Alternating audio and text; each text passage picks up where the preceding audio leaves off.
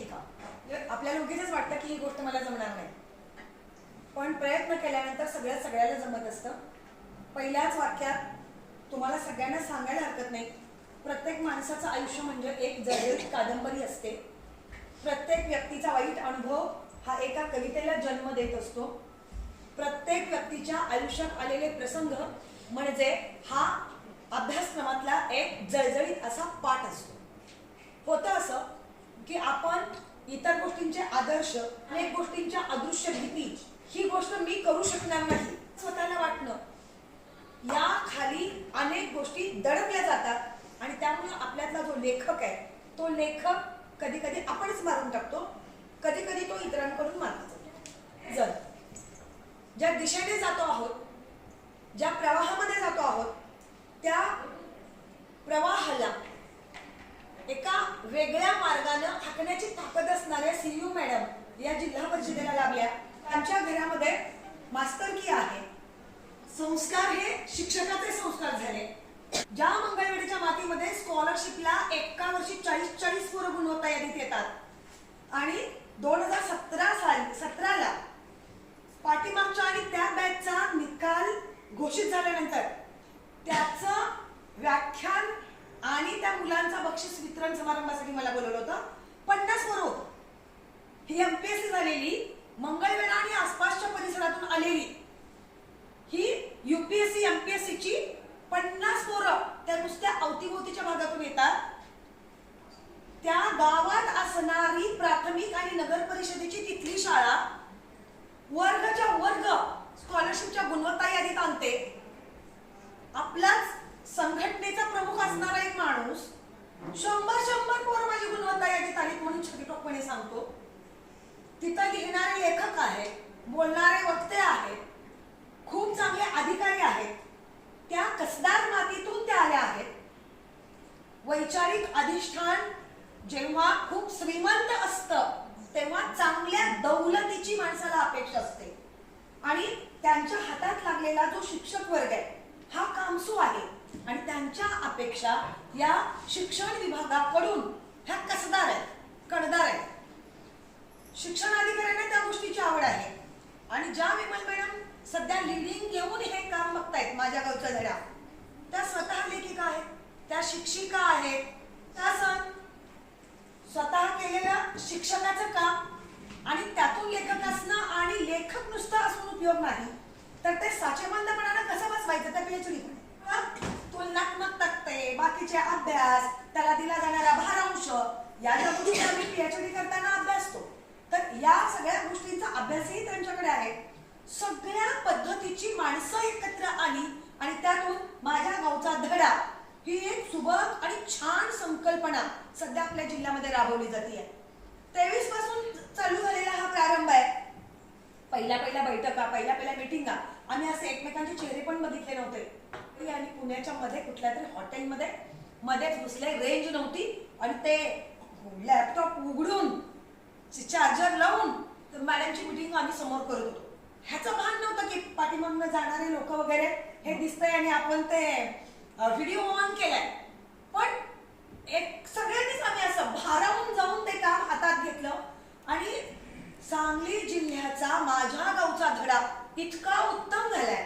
एवढी सुंदर पुस्तिका, एवढ्या मस्त बुकलेट की शासकीय पातळीवर सुद्धा त्याला उचललं गेलं. मला वाटतं अनुदानाची मान्यता आली आणि आपला तो प्रोजेक्ट म्हणून शासनानं उचलावा.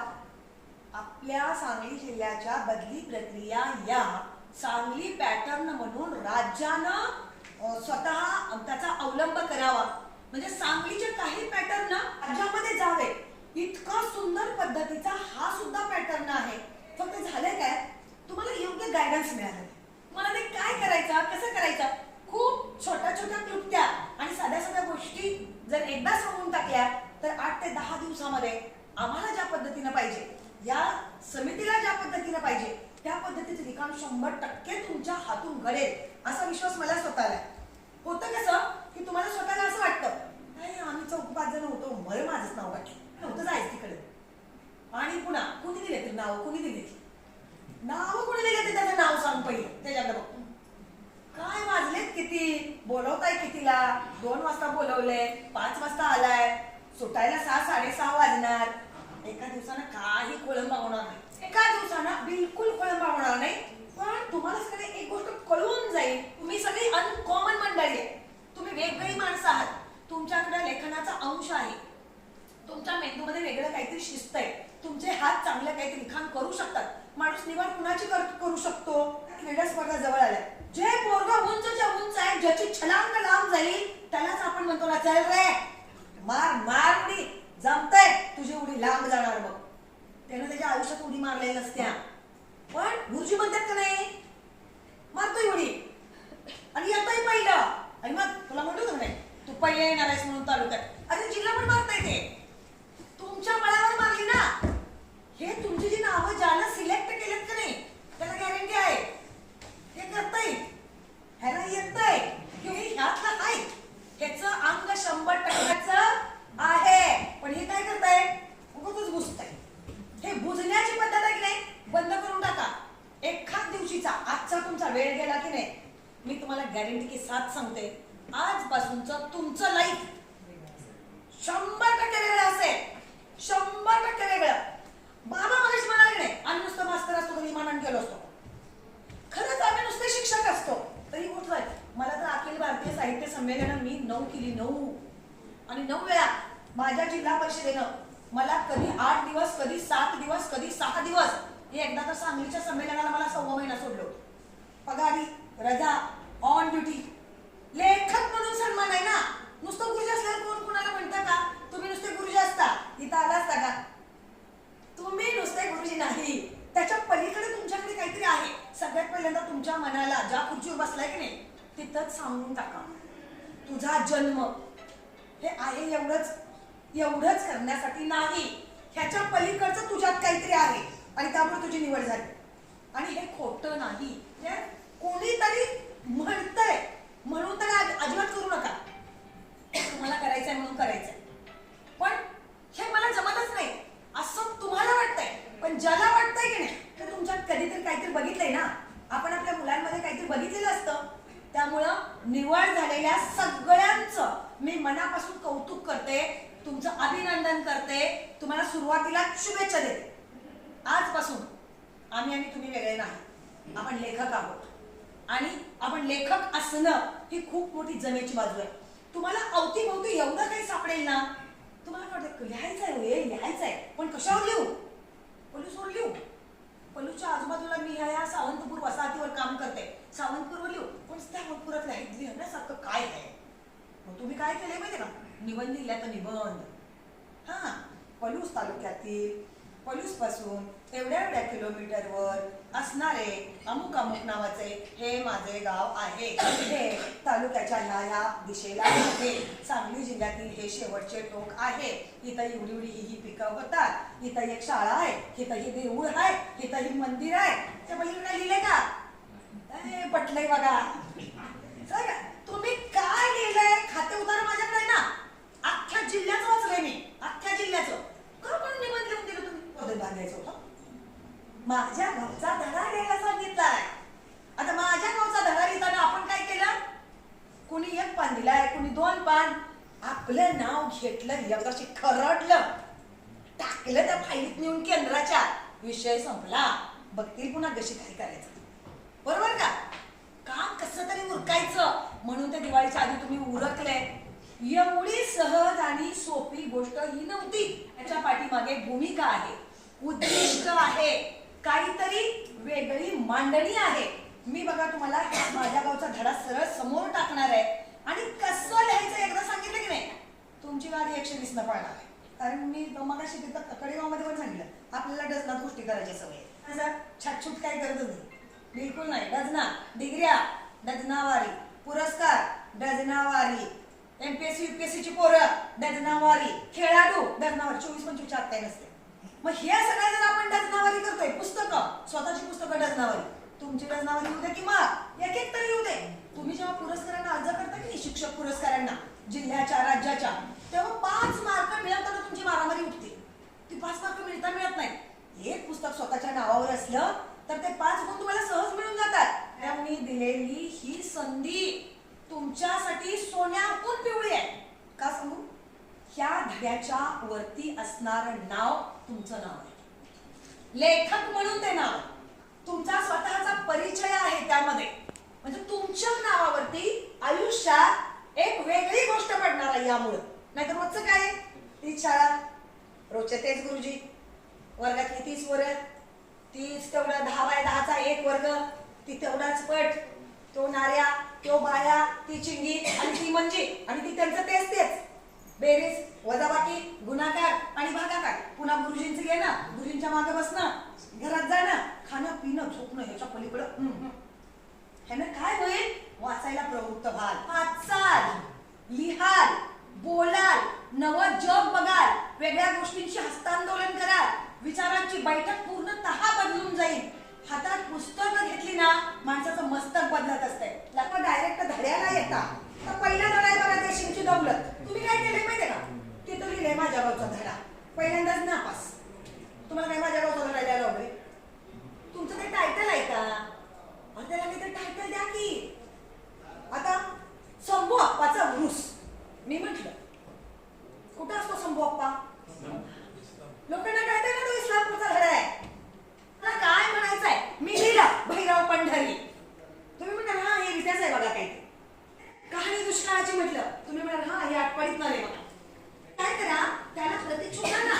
त्या धड्याला नाव देताना काय करा, एखादं प्रतीक शोधा आणि मग धड्याचं नाव द्या. हे माझ्या गावताला सुरुवातीला लिहिलंय, खोडून टाकायचं पहिलं. आणि पहिल्या ओळी आहेत, पहिल्या 6 ओळी हा लेखक परिचय असेल. पहिल्यांदा लेखक परिचय लिहायचा, त्याबद्दल आपल्या इतकं चांगलं दुसरं कोण लिहू शकत नाही. तुमचा लेखक परिचय तुमचा तुम्ही लिहायचा, तो तसाच सोडायचा नाही. पहिल्या ओळी तशाच घ्यायच्या. तुम्ही लिहिताय ना, त्या धड्याची 4 कमीत कमी 4 जास्तीत जास्त 6 ते 8 पर्यंत चित्र असावी. ते 8 पर्यंतची चित्र. आणि काय चित्र देताय, मंदिरो, बस स्थानक, शाळा, कोणी शिकवले मला काय कळणार झाले. काय वेगळं वैशिष्ट्यपूर्ण असेल ना, हटके चित्र गोळा करा जरा, हटके. तुम्हाला बस स्टँड आम्ही अजिबात मागितलं नाही, देवळं मंदिरं मागितलेली नाहीत. शाळा जन्मोजन्मी सगळ्याला माहिती आहे शाळा, शाळेतच आपलं आयुष्य मुक्ताय आहे. असलं या ज्या पार्श्वभूम्या लिहिल्यात का नाही, हे पहिली ते 7वीच्या पूर्ण पार्श्वभूमी वगैरे असलं काही कळत नसते. आपण पहिली ते 7वीच्या मुलांसाठी करायला लागलो ते काम. हे मोठ्या 11-12वीच्या पोरांना लिहिल्यासारखं पॉइंट टाकू नका. एखाद्याने टाकले तर चालतील, सगळ्यांनी टाकायची गरज नाही. आता मगाशी आम्ही उदाहरण दिलं की नाही पेढ्याची गोष्ट, तर पेढ्यात गणित आलं की नाही, धडा गणिताचा झाला. एखादा धडा परिसर अभ्यासाचा होऊन जाईल, एखादा भूगोलाचा होईल. आता बाबाने लिहिलेला धडा आहे बघा 82चे बंड, इतिहासाचा झाला. आता तुम्ही लिहिताना काय काय लिहू शकता, धडा लिहू शकता, कथा लिहू शकता, कविता लिहू शकता, ललित लिहू शकता, प्रवास वर्णन लिहू शकता.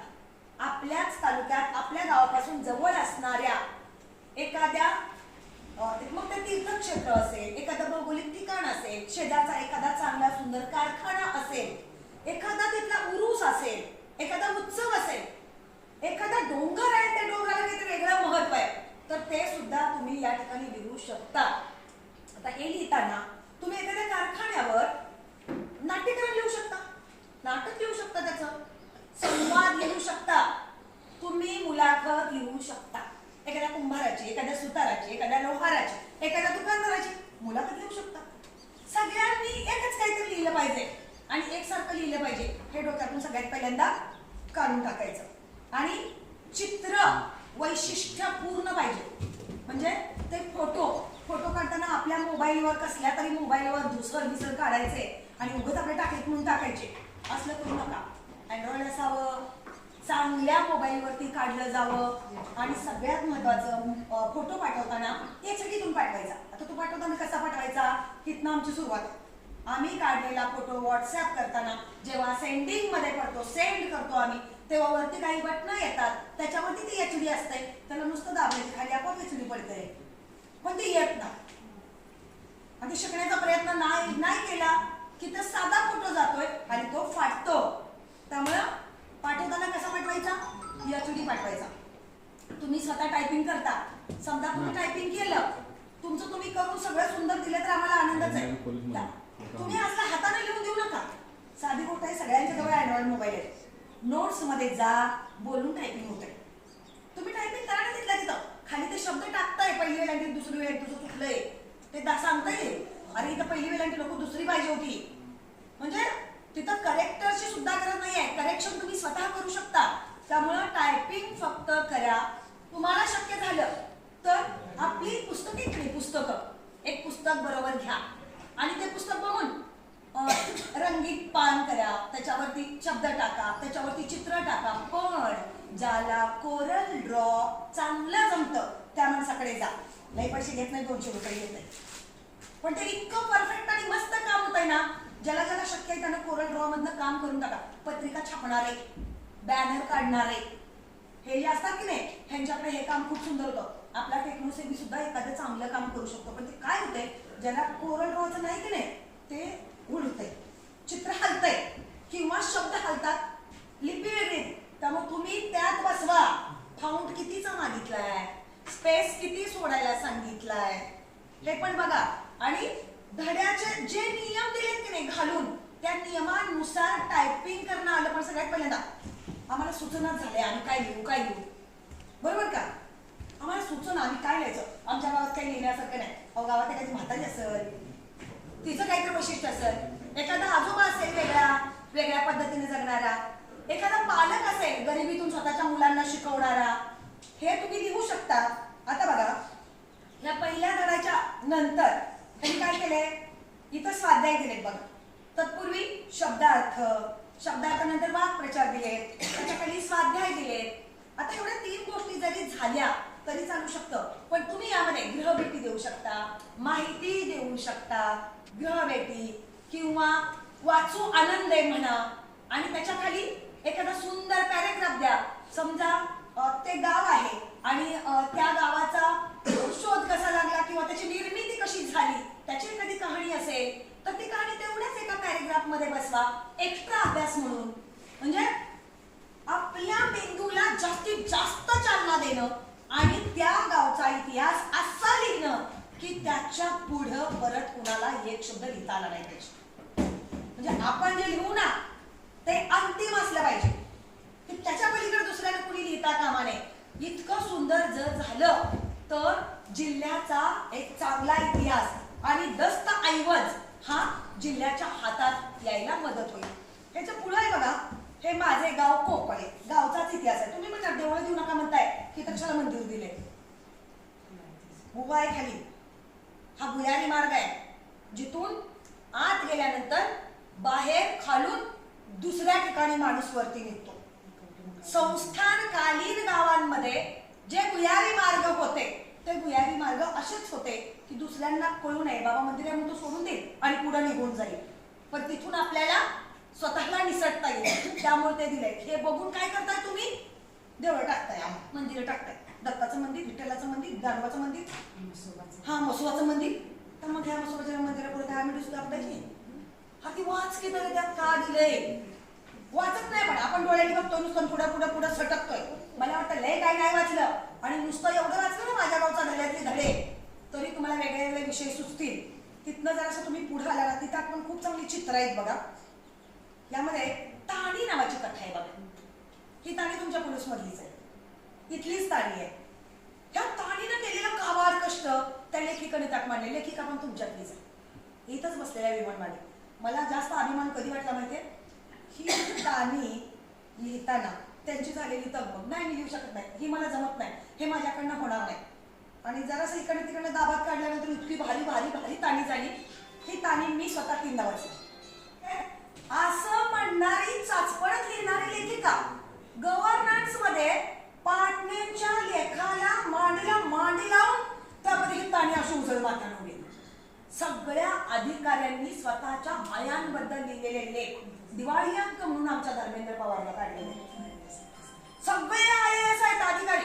ते पाटण्यांची तरी, तो पाटणे, त्याची ती बायको अंशुन सिन्हा, त्याची बहीण, त्याची धाकटी बहीण, तिच्या तिने IAS. एका आईनं दिलेली जी झुंज आहे की नाही IASच्या आयांनी, जे अधिकारी झाले क्लास 1 क्लास 2, ह्या सगळ्या हे दिसतंय असलं रसायन नाहीये. याचा भाऊ डॉक्टर, आणि वहिनी DYSP आहे, धाकटा भाऊ समाज कल्याण आहे, हे स्वतः शिक्षण विभागात आहे. मग अशा पोरांची जी आई आहे, ही आई म्हणजे एक मोठं असं कथानकच असणार आहे ना. तसं रसायन तुमच्या पण घरात आहे. बघितलंच नाही ना आम्ही आतापर्यंत. बघा नीट.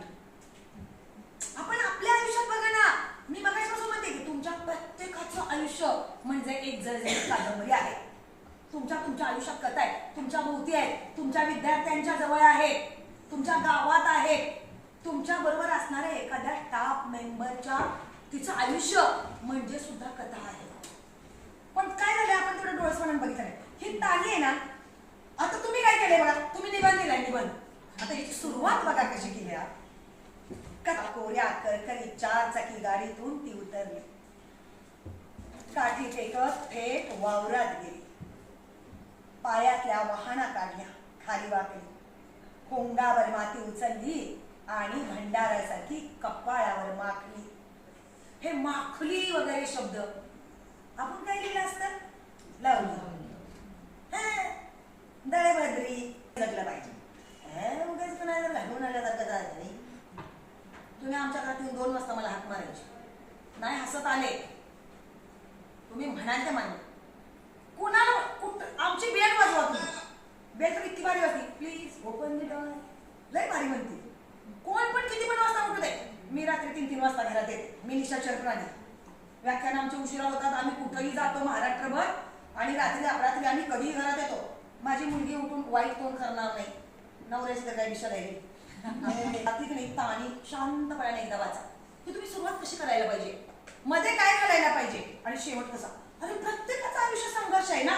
अशा संघर्षाच्या कथा तुम्ही लिहू शकता. आता बघा यात सुद्धा काय केले, शब्दार्थ, वाक्यप्रचार, स्वाध्याय, उपक्रम, इथपर्यंतच्या गोष्टी लिहिलेल्या आहेत. आता ही झाली धडा लिहिण्याची टेक्निक्स किंवा कथेची टेक्निक्स. सुरुवात अशी करा, मनोरंजक छान करा, लालित्य असू दे, आणि शेवट काय करा, उपदेशात्मक करा, किंवा त्यानं काळीला झालं पाहिजे, आपल्या काळजाला काहीतरी वाटलं पाहिजे असा त्याचा शेवट झाला पाहिजे. हे कथा आणि धड्यांच्या बाबतीत. आता कविता लिहिताना कशी लिहायची, कविता लिहिली म्हणल्यावर पानभर कविता आणून देतात. पानभर कविता, 1.5 पान कविता, निबंध आहे. धडा म्हणजे सुद्धा निबंध नाही ना, पासून किती लांब लिहायचं असतं ते. अरे कवितेमध्ये फार झाले तर मोठे 4 ते 6 शब्द आडवे, 4 ते 6 ओळी. आता बघा तुकारामांचे अभंग बघा तुम्ही. नाही निर्मळ जीवन, काय करील साबण. किती मग पहिल्या ह्याच्यात ओळीत किती शब्द आहेत, 3 शब्द. नाही निर्मळ जीवन, खालच्या ओळीला काय करील. केवढा मोठा अर्थ आहे तो. आम्ही काय एवढं लांबले काय ह्यानं लिहिलंय, ह्याला काय म्हणायचं आहे. आणि मला पण जेव्हा ते येतो का नाही सगळं जवळ आणि फाईल वाचली की मला कळतच नाही आज कार्यशाळेत जाऊन मी ह्यांना कसं शिकवू. म्हणजे असं बोलून शिकवू, असं गोड बोलून शिकवू, हातापाया पडून शिकवू, का असं पालतं पडून शिकवू सरपटत. का म्हणजे आपल्याला कवितेचा पॅटर्न कळू नये का. आपण काय आज कविता शिकवतो का हो. आपल्या नोकऱ्या किती वर्षांच्या झाल्या, मग जी कविता शिकवतो त्याचे शब्द पण आपण आयुष्यात मोजू नये. म्हणजे कसं जगतोय, डोळ्यात जगतोय का आम्ही. आजपासून तुम्ही डोळ्यात जगणार. बघा तुम्ही आता धडा शिकवताना तुम्ही त्या धड्यात किती शब्द आहेत मोजणार, कवितेमध्ये किती शब्द आहेत मोजणार. 4 ओळी ना, अरे ती 4च ओळींची असते. 4च ओळी, 8 ओळींची सुद्धा सुंदर कविता होते. 16 ओळींच्या कविते इतकी सुंदर कविता दुसरी नाही. आता तो फॉर्म मला फार कमी जमला, कारण मुक्त छंदातल्या कविता मी जास्त लिहिल्या. पण त्या लिहिताना आता कविता कशी लिहायची. आता समजा मुक्त छंदातली कविता लिहायची. ज्या वयात आभाळाशी स्पर्धा करायची, त्याच वयात तू बसलीस जिभल्या खेळत. जिभल्यांची तीच घर तुला मोजावी लागतात पदोपदी संसाराच्या महामार्गावर. कळलं ना, अख्खा सगळं वर्तुळ कळलं ना. हे बाई जातीच्या ह्याच्यातच हे आता घुमणार आहे म्हणून. त्याच्या पुढची आता 9वीच्या अभ्यासक्रमात लागलेली जी कविता वाटेवरती काचावर, आता ती तर कविता केवढी होती, 3 तुकडे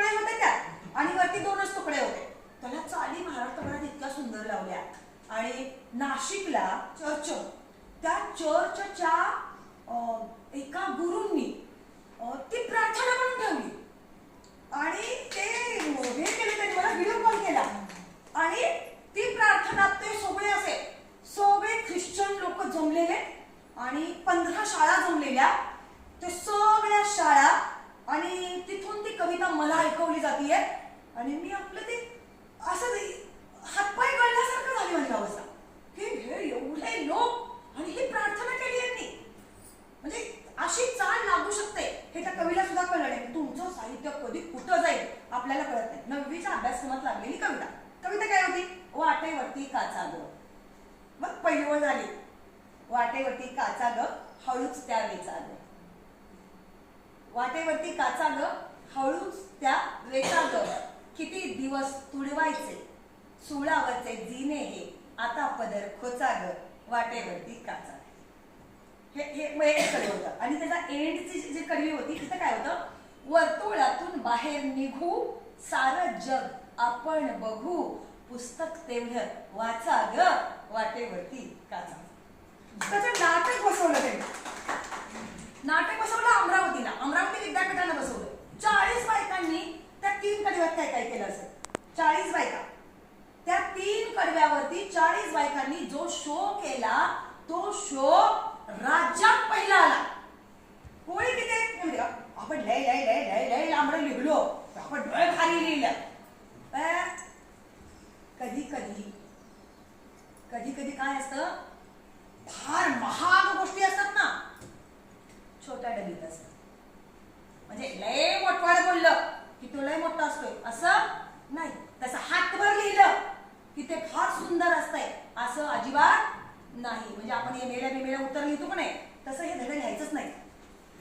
धडा फार झालं 3 पाना आणि प्रश्नोत्तर लिहिताना सगळ्यांनी एकसारखंच लिहू नका ना. हा, शब्दात वाक्प्रचार, एका वाक्यात उत्तरे द्या, स्वाध्याय, त्यात वेगळं काहीतरी घ्या ना. माहिती गोळा करा, साहित्यिकांना भेट द्या, मुलाखत घ्या, आनंदानं वाचा, असले वेगळे मथळे करा आणि छान पद्धतीनं हे लेखन तुम्ही पूर्ण करा.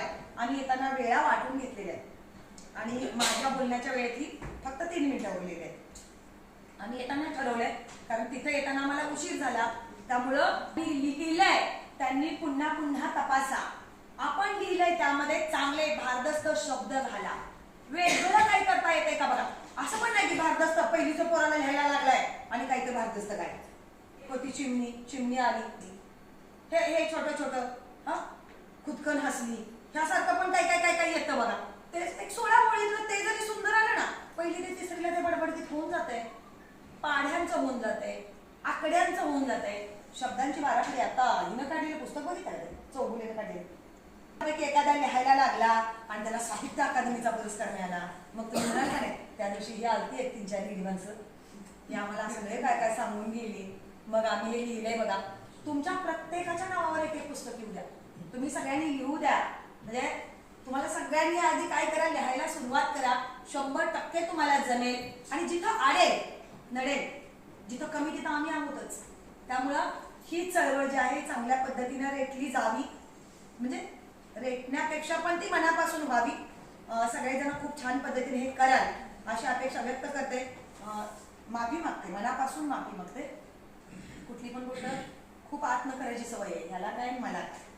म्हणजे खूप पूर्वीपासून करत असल्यामुळं आणि मुळात आम्ही वक्ते, कथाकार, लेखक मंडळी असल्यामुळं देताना अर्ध द्यावाच वाटत नाही. त्यामुळं जास्त वेळ आमचा तळेगावमध्ये गेला आणि तुमच्यापर्यंत पोहोचायला आम्हाला वेळ झाला.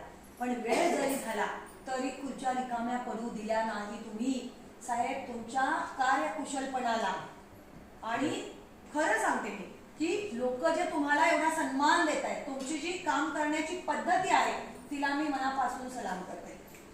तुमच्या सगळ्या म्हणजे आम्ही जे इतकं पळतो आहोत त्याला बळ देणार आहे. कारण तुम्ही थांबले नसतात तर आमचा उत्साह मावळला असता, पण तुम्ही थांबला नाही. त्यामुळं आम्ही येताना ठरवलंय मात्र की पुढच्या वेळेला आपण करताना एकच तालुका करायचा, त्यांना न्याय देऊ. आणि वर चढतानाच आमच्या पाठीमागं कुणीतरी होते. आम्ही येता म्हणत होतो की नाही आता आपण 20-20 मिनिटं घेऊया, धावत जाऊया. सर काय म्हणाले माहितीये, तुम्ही धावाल हो, पण आम्ही शून्य आहे. आम्हाला त्यामुळं आमच्या तालुक्यात तुम्ही धावायचं काही काढू नका. म्हणजे जी लालसा आहे करून घेण्याची, शिकण्याची जी उमेद आहे ही पलूसनं अजून अखंडित राखलेली आहे. तुमचा नाव लौकिक व्हावा एवढ्या अपेक्षा व्यक्त करते. थांबते.